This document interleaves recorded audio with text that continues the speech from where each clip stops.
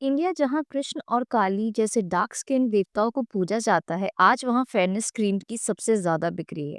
How did we go from worshipping dark skin to obsessing over fair skin? ये सिर्फ एक beauty trend नहीं है, ये एक सदियों का cultural, historical and political journey है, जहां माइग्रेशन, इन्वेजन, माइथोलॉजी और मार्केटिंग ने मिलकर बनाया एक कॉम्प्लेक्स बायस है। तो चलिए एक्सप्लोर करते हैं भारत के रंगों की कहानी। इंडिया की स्किन टोन डाइवर्सिटी कोई कोइंसिडेंस नहीं है। ये है genetic migration and climatic diversity का रिजल्ट।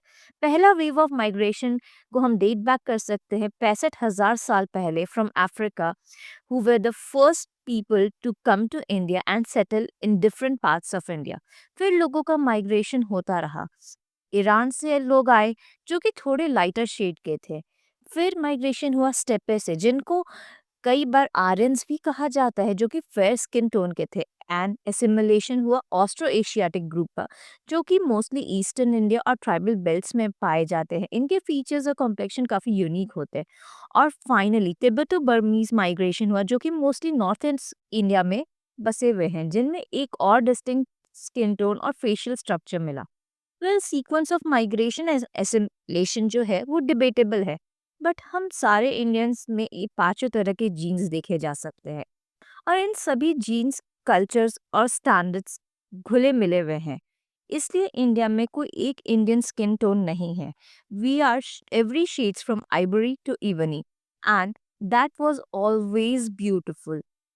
और क्लाइमेटिक एडाप्टेशन भी काफ़ी बड़ा रोल प्ले करता है। ट्रॉपिकल इंडिया में यूवी प्रोटेक्शन के लिए मेलानिन रिच डार्क स्किन एक इवोल्यूशनरी स्ट्रेंथ है। कहते हैं Jarawa tribes from Andaman and Irula tribes from Tamil Nadu, इनकी कॉम्प्लेक्शन पिच डार्क होती है, so that they can thrive in intense sun with no skin diseases। Ladakh के लोग रिलेटिवली फेयर होते हैं due to high altitude, but their skin tans quickly for UV protection।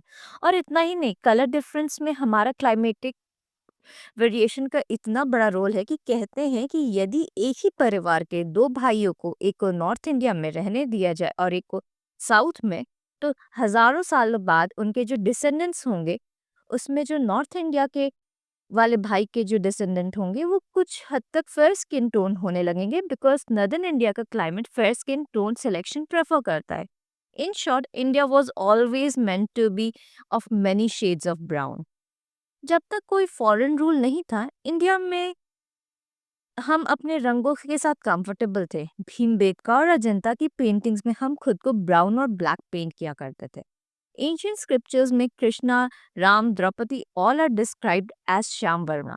In fact, Draupadi, जिनको हम कृष्णा भी कहते थे, was said to be the most beautiful woman of her time। South India के टेम्पल्स में काली, विष्णु, मरियम्मन, सारे ही आइडल्स ब्लैक स्टोन से बने थे।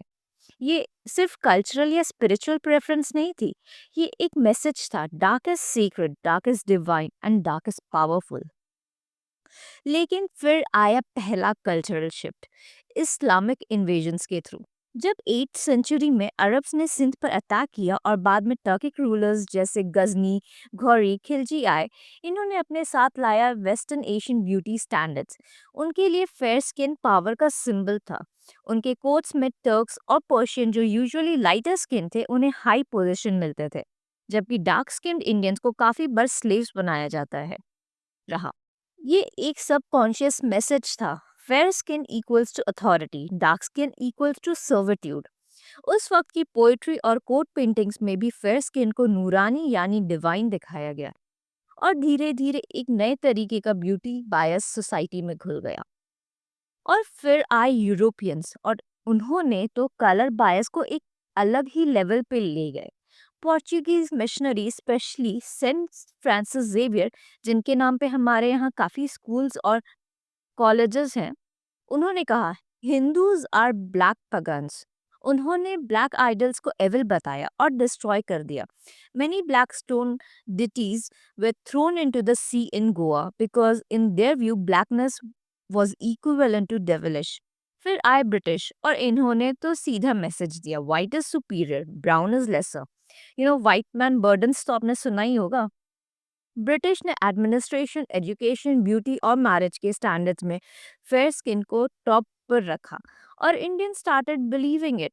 और इसी दौरान आई fairness creams, white beauty aids और गोरा रंग का ग्लैमर। 21st सेंचुरी में भी ये बायस खत्म नहीं हुआ। शादी के रिश्तों में फेयर एंड लवली लड़कियां चाहिए होती है। टीवी और फिल्म्स में लीड एक्टर फेयर होता है और डार्क स्किन कैरेक्टर या तो कॉमिक होता है या विलन। लेकिन अब नैरेटिव चेंज हो रहा है। Campaigns like dark is beautiful, celebrities rejecting fairness endorsement और यूथ जो अपने नेचुरल कॉम्प्लेक्शन को एक्सेप्ट कर रहे हैं, एक नए भारत का सिग्नल देते हैं। People are asking why we are ashamed of our natural shade. After all, हमारे देवता, हमारी धरती, हमारा रंग सब ब्राउन है। एक समय था जब डार्क स्किन डिवाइन माना जाता था। फिर आया एक और दौर जब उसी रंग को हमने कमजोर और कलंक बना दिया। लेकिन अब वक्त है फिर से याद दिलाने का, भारत कोई एक रंग नहीं है। भारत एक स्पेक्ट्रम है। From the darkest night of Kali to the dusky glow of Krishna. हर रंग में रोशनी है, हर शेड में शक्ति है। तो आइए अपने असली रंगत से प्यार करें, क्योंकि यही हमारी असली पहचान है। अगर आपको ये वीडियो इन्फॉर्मेटिव लगा तो शेयर करें, लाइक करें और सब्सक्राइब जरूर करें। और कमेंट्स में लिखिए what does your skin tone means to you.